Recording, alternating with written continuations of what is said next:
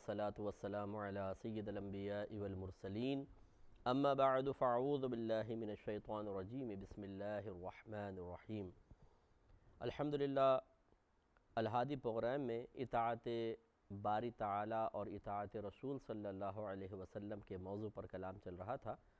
اور اس سلسلے میں ہم نے کافی پروگرام کیے ہیں۔ شاید آپ اس کی طوالت سے بھی بعض لوگ یہ کہہ رہے ہوں گے کہ بہت ہی طویل کر دیا ہے،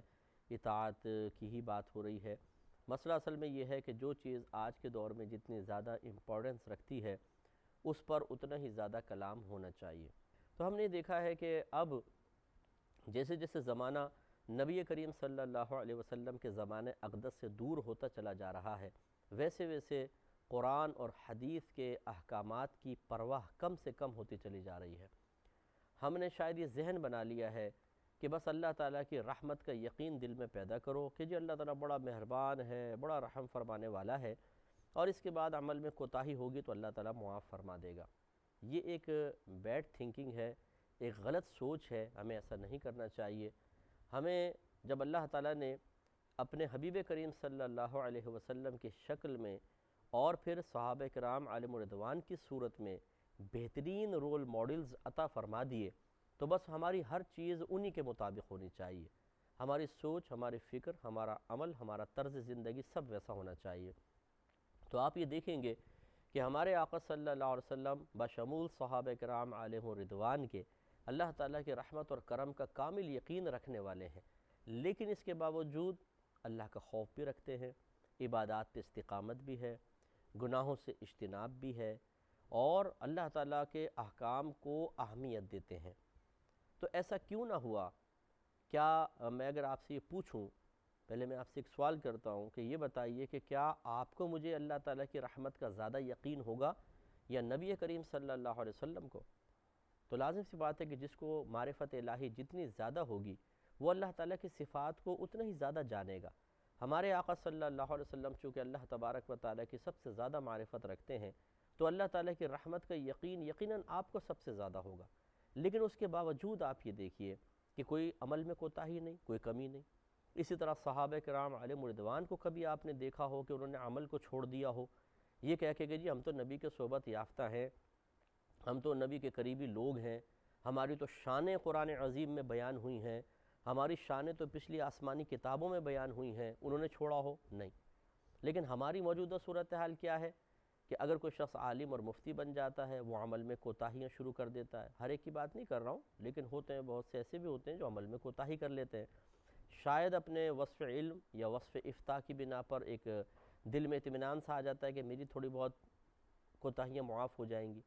اسی طرح حافظ قرآن کو دیکھیں، وہ گناہ کر رہا ہے۔ اسی طرح بہت سارے پیر عظام ہوتے ہیں جن کو وراثت میں گدی مل جاتی ہے،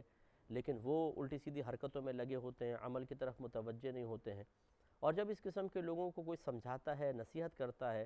تو وہ اس نصیحت کو قبول نہیں کرتے ہیں، اور اس قسم کے سامنے سے دلیلیں دینے کی کوشش کرتے ہیں کہ جیسے آپ کو ابھی اللہ کی پوری معرفت حاصل نہیں ہے، ہم جس مقام پر ہیں اللہ تعالیٰ ہمیں بخش دے گا۔ تو پھر عوام کا تو کہنا ہی کیا، پھر عوام کے پاس چلے جائیں تو وہ اسی طریقے کے لوگوں کے اثرات کو قبول کر کے یہی کہتے نظر آئیں گے، زیادہ مت ڈراؤ بھائی، اللہ تعالیٰ کی بڑی رحمت ہے یار، اتنا بھی نہیں ہوتا۔ تو یہ جو آپ کو سمجھ میں آ رہا ہے، سوال یہ پیدا ہوتا ہے کیا نبیوں کو سمجھ میں نہیں آیا تھا؟ کیا صحابہ کرام کو سمجھ میں نہیں آیا تھا؟ تو انہوں نے پھر آپ کا طرز عمل کیوں نہیں اختیار کیا؟ تو معلوم ہوتا ہے کہ دو باتوں میں سے ایک بات ضرور ہے، یا تو معاذ اللہ ثم معاذ اللہ خاک بدہن کوئی نامعقول یہ کہے کہ جو چیز نبیوں اور صحابہ کو سمجھ میں نہیں آئی وہ ہمیں سمجھ میں آ گئی، تو شخص کافر ہو جائے گا۔ اور یا پھر اس بات کا اعتراف کرنا ہوگا کہ ہماری سوچ غلط ہے، صحیح وہی تھے کہ جو ان کی سوچ ہے، اور یہی بات حق بھی ہے۔ تو خلاصہ کلام یہ ہے کہ انبیاء علیہم السلام نے اطاعت کا درس دیا، خود اطاعت سے کبھی منہ نہیں موڑا۔ صحابہ کرام علیہم رضوان نے اطاعت کا پیغام پہنچایا اور کبھی اطاعت کو خود ترک نہ کیا، ایسی کسی ولی نے نہیں کیا۔ یہ ہم جب عقائد پڑھتے ہیں تو ہمیں بتایا جاتا ہے کہ اگر کوئی اللہ کا ولی جان بوجھ کر کبیرہ گناہ کر دے یا صغیرہ گناہ بار بار کرے تو اللہ تبارک و تعالی اس سے ولایت کو چھین لیتا ہے، سلب کر لیتا ہے۔ سلب نبوت کا عقیدہ جائز نہیں، جس کو اللہ نے نبی بنا دیا وہ ہمیشہ نبی رہے گا، اس سے کبھی نبوت چھینی نہیں جائے گی۔ لیکن سلب ولایت کا عقیدہ موجود ہے، اللہ تعالیٰ ولی بنا دیتا ہے، کسی کو اپنا ولی منتخب کر لیتا ہے، لیکن پھر اگر وہ کوئی خطا گناہ کرے گا تو اس سے ولایت کو سلب کر لیا جاتا ہے۔ اس سے معلوم ہوا کہ اگر اولیاء عظام بھی اطاعت سے منہ موڑیں تو اللہ تعالیٰ اسے اپنے دوستوں کی فہرست سے خارج کر دیتا ہے۔ تو پھر آپ کا میرا اپنے بارے میں گمان کرنا کہ ہم تھوڑی بہت اطاعت کر لیں باقی اطاعت چھوڑیں پھر بھی اللہ کے پیارے بن کر رہیں گے، یہ کیسے ہو سکتا ہے؟ سوچئے ذرا۔ اسی لیے ہم بارہا اس بات کے بارے میں انشاءاللہ گزارش کر رہے ہیں، اور آگے میں ابھی پروگرام کے آخر میں آپ کو بتاؤں گا کہ اب نیکسٹ پروگرام سے ہمارا کیا ارادہ ہے اور ہم کیا چاہتے ہیں، جو ہم نے اتنے لمبے کئی پروگراموں میں تمہید قائم کی ہے وہ انشاءاللہ عرض کریں گے۔ میں نے آپ کو بتایا تھا کہ اطاعت رسول کا حکم، اطاعت باری تعالیٰ خود نے اللہ تعالیٰ نے اپنی اطاعت کا، اپنے رسول کی اطاعت کا قرآن پاک میں جا بجا حکم ارشاد فرمایا، وہ آیات ہم نے بیان کی۔ پھر جو اس اطاعت کا فائدہ ہے دنیاوی یا اخروی وہ اللہ نے بیان فرمایا، وہ ہم آپ کو بیان کر رہے تھے۔ تو یہ آج اس اطاعت کی اہمیت کے سلسلے میں آخری پروگرام ہوگا، اور اس کے بعد انشاءاللہ عز و جل میں جو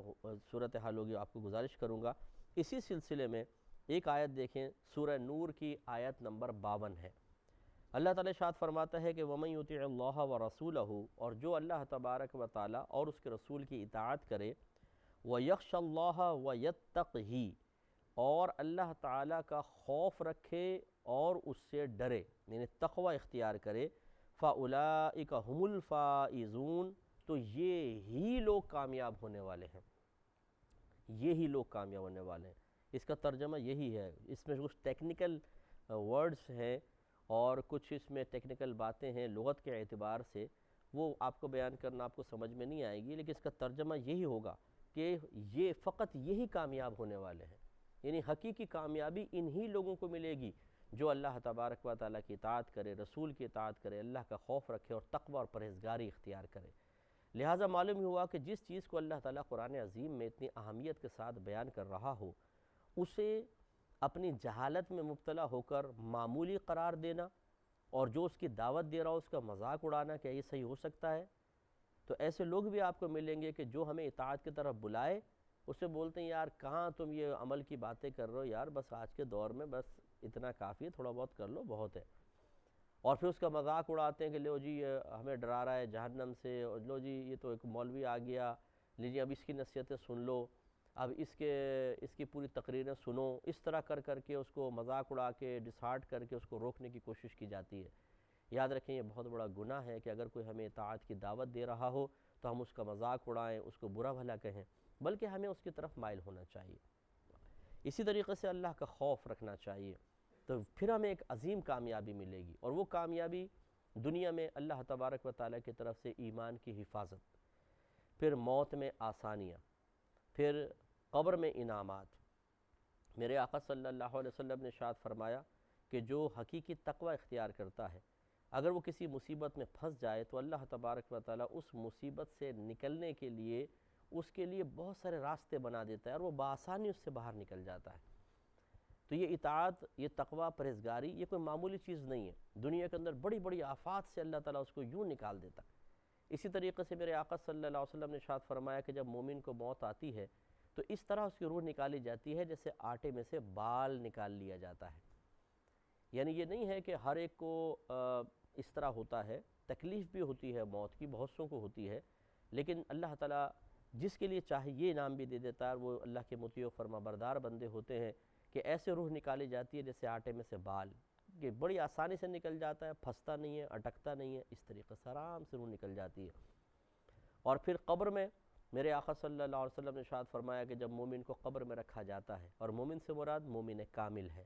اور مومن کامل سے مراد وہ کہ جس نے اللہ تعالیٰ اور اس کی رسول کریم صلی اللہ علیہ وسلم کی اطاعت میں اپنی زندگی کو گزارا ہوتا ہے، تو ارشاد فرمایا کہ جب اسے قبر میں رکھا جاتا ہے تو اس کی قبر کو جنت کے باغوں میں سے ایک باغ بنا دیا جاتا ہے، اور اسی قبر کو تحد نگاہ وسیع کر دیا جاتا ہے۔ تحد نگاہ وسیع چوڑا کرنے کا مطلب جہاں اس کی نگاہ اٹھتی ہے دور تک قبر ہی قبر، یعنی وسعت، کوئی گھٹن نہیں ہوتی، کوئی چھوٹا محسوس نہیں ہوتا۔ ہم جب ایک مردے کو قبر میں رکھتے ہیں تو آپ اور میں افسوس کر رہے ہوتے ہیں یار اتنی چھوٹی سی جگہ میں بیچارہ گزارا کرے گا، لیکن یہ ہم اپنی نگاہ سے دیکھ رہے ہیں حالانکہ اس شخص کے ساتھ متصل ایک قبر ہے، ادھر ہے پائتین میں سرہانے ہیں، لیکن میرے آقا صلی اللہ علیہ وسلم ارشاد فرماتے ہیں کہ اس کی قبر کو تا حد نگاہ وسیع کر دیا جاتا ہے۔ یعنی ایسا نہیں ہے کہ یوں نظر کرے گا تو ساتھ میں ایک پڑوسی لیٹا ہوا ہے، ادھر دیکھے گا تو ادھر لیٹا ہوا ہے، یہ دیکھنے میں ہے۔ جب اللہ تعالیٰ جب مومن قبر میں رکھا جاتا ہے تو اللہ تعالیٰ اس کی قبر کو ایسا وسیع کر دیتا ہے کہ دور دراز تک اسے کوئی نظر نہیں آئے گا، نعمت ہی نعمت ہے، اور پھر جنت کے باغوں میں سے ایک باغ بن جاتی ہے قبر، یعنی جنت کی خوشبوئیں، جنت کی نعمتیں، اور عجیب و غریب اللہ تعالیٰ ان کو چیزیں عطا فرما دیتا ہے۔ تو یہ اطاعت کا انعام ہے۔ اور پھر میرے آقا صلی اللہ علیہ وسلم ارشاد فرماتے ہیں کہ جب مومن کی روح کو نکالا جاتا ہے تو زمین سے آسمان تک فرشتے ہی فرشتے ہو جاتے ہیں، اور یہاں اس سے وہی مراد ہے جو مطیع و فرما بردار ہو، جو اطاعت گزار ہو۔ تو سرکار فرماتے ہیں کہ زمین سے آسمان تک فرشتے فرشتے ہو جاتے ہیں، اور حضرت ملک الموت علیہ السلام جنت کی نعمتوں کے ساتھ تشریف لاتے ہیں، اور فرشتے ہوتے ہیں آپ کے ساتھ۔ پھر جب اس شخص کی روح کو باہر نکالا جاتا ہے تو ایک عظیم پروٹوکول دیا جاتا ہے کہ سرکار فرماتے ہیں کہ زمین سے آسمان تک فرشتے 2 قطاروں میں کھڑے ہو جاتے ہیں، اور اس کی روح اس کے درمیان سے چل رہی ہوتی ہے۔ کیا کسی پرائم منسٹر کا ایسا استقبال ہوگا جیسے اس روح کا استقبال ہوتا ہے؟ پھر وہ پہلا آسمان پار کرے گی، دوسرا، تیسرا، چوتھا، پانچواں، چھٹا، ساتواں، اور سارے عجائبات وہ دیکھ رہی ہوگی۔ اس کے بعد پھر عرش الہی کے پاس پہنچتی ہے، اور پھر وہ روح سجدہ ریز ہوتی ہے اللہ تعالیٰ کی بارگاہ میں، جیسا اس کے شان کے لائق۔ ایسا نہیں ہے کہ اللہ تعالیٰ کو عرش پہ جلوہ افروز ہے، لیکن یہ اللہ نے قانون بنا دیا ہے کہ مومن مطیع و فرما بردار اطاعت گزار بندے کی روح عرش الہی کے پاس جائے گی، سجدہ ریز ہوگی، پھر اسے اس کے بدن تک واپس پہنچنے کی توفیق دی جاتی ہے، اور پھر منکر نکیر کے سوالات کے جوابات میں وہ ثابت قدم رہتا ہے، اور پھر قیامت تک وہ ایسی لیٹے گا۔ اب جو شخص دنیا سے چلا گیا، ہم حساب کرتے ہیں 100 سال ہو گئے، اس کو 200 سال ہو گئے، اس کو فلاں کو 300 سال ہو گئے، فلاں کو 1500 سال ہو گئے، لیکن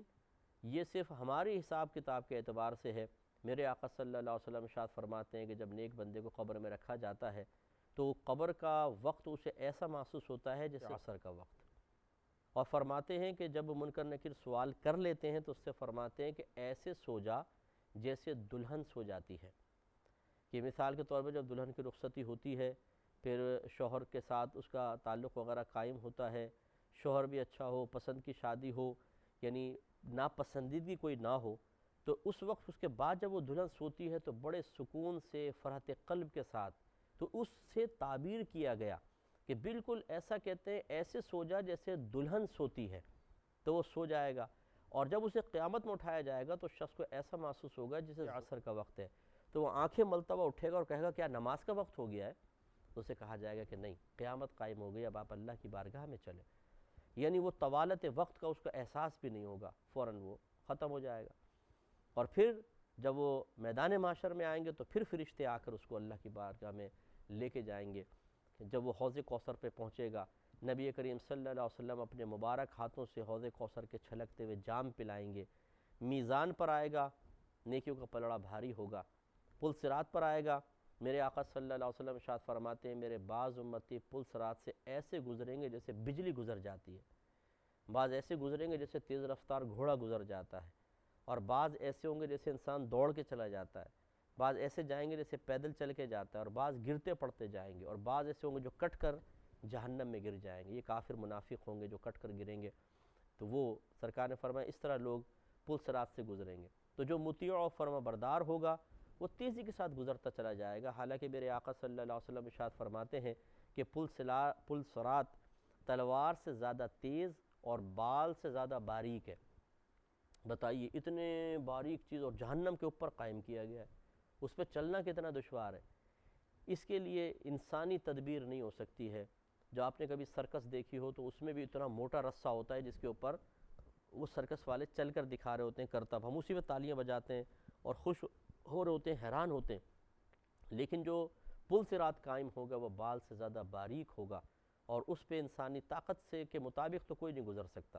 کیونکہ اتنا چوڑا تو ہمارا پیر ہے، بال سے زیادہ باریک پہ بیلنس کیسے قائم رہے گا؟ وہاں پر گزرنے کی توفیق اسی کو ملے گی جس سے اللہ تعالیٰ اس کے رسول راضی ہوں گے، اور جو مطیع و فرما بردار ہوگا سرکار نے ارشاد فرما دیا بجلی کسی تیزی کے ساتھ گزر جائے گا۔ اس کے بعد پھر جنت میں داخلہ ہے، اور ہمیشہ ہمیشہ کے راحت ہیں۔ وہاں پہ جب ہم جنت میں داخل ہو جائیں گے تو میرے آقا صلی اللہ علیہ وسلم نے ارشاد فرمایا کہ ایک فرشتہ اس طرح ندا دے گا، اے لوگو خوش ہو جاؤ کہ اب تم ہمیشہ جنت میں رہو گے، یہاں سے نکالے نہیں جاؤ گے، اب تم ہمیشہ زندہ رہو گے، تمہیں کبھی موت نہیں آئے گی، تم ہمیشہ تندرست رہو گے، کبھی بیمار نہیں ہوگے، تم ہمیشہ خوش رہو گے، تمہیں کوئی غم نہیں پہنچے گا۔ تو اب آپ بتائیں ایسے مقام کی ہمیں تمنا ہے کہ نہیں؟ اور وہ اس کے لیے کرنا کیا ہے؟ اللہ تعالیٰ نے واضح فرما دیا کہ وَمَن يُطِعِ اللَّهَ وَرَسُولَهُ وَيَخْشَ اللَّهَ وَيَتَّقْهِ فَأُولَٰئِكَ هُمُ الْفَائِزُونَ۔ تو بس یہی حقیقتاً یہی کامیاب ہونے والے ہیں، اور وہی کامیابی ہے، ساری کامیابیاں ہیں۔ تو یہ ہمیں کامیابی اس صورت میں ملے گی کہ جب انسان اطاعت رسول کرے اور اطاعت باری تعالیٰ کرے۔ اب اس طرف آ جائیے ان تمام تمہیدات کے بعد کہ یقینی سی بات ہے کہ اطاعت حکم کے جواب میں ہوتی ہے، اور اطاعت اسی وقت کریں گے جب ہمیں احکام پتہ ہوں گے۔ تو ضروری ہے کہ ہم احکام سیکھیں، ہم احکام معلوم کریں۔ اب ہوتا یہ ہے کہ ہم باقاعدہ علم سیکھتے نہیں ہیں۔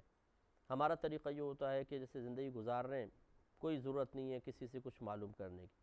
اچانک جی نماز میں ایک مسئلہ ہو گیا، فون اٹھایا، کسی کو فون کیا، جی میرا نماز میں مسئلہ ہو گیا، کیا حکم ہوگا؟ یہ ہے، ٹھیک ہے، عمل کر لیا۔ لیکن اپنی وقتی ضرورت پر کسی سے علم حاصل کر لینا، یا ضرورت کو سولو کرنے کے لیے علم حاصل کر لینا، کہ یہی کافی ہے؟ نہیں، بلکہ حقیقت یہ ہے کہ ہمیں احکام سیکھنے چاہیے، کیونکہ بہت سارے احکام ایسے ہوتے ہیں جن کی ہمیں ضرورت ہوتی ہے، لیکن ہمیں خود نہیں پتہ ہوتا کہ ہمیں اس کی ضرورت ہے، ہمیں نہیں پتہ ہوتا کہ کون کون سا حکم پورا کرنا ہے، حالانکہ بہت سارے قرآن کے احکام ہیں جو ہمیں پورے کرنے ہوتے ہیں۔ تو نیکسٹ پروگرام سے انشاءاللہ عز و جل ہم قرآنی احکام کی طرف متوجہ ہوں گے جن کا تعلق اطاعت کے ساتھ ہی ہے، کہ ان میں ہم اطاعت کر رہے ہیں یا نہیں کر رہے۔ تو اب اگلی دفعہ سے انشاءاللہ ہم احکام قرآن پہ کلام کریں گے الہادی میں۔ تو آپ سے گزارش ہے کہ آپ ضرور دیکھیں، دوسروں کو بھی مائل کریں۔ وآخر دعوانا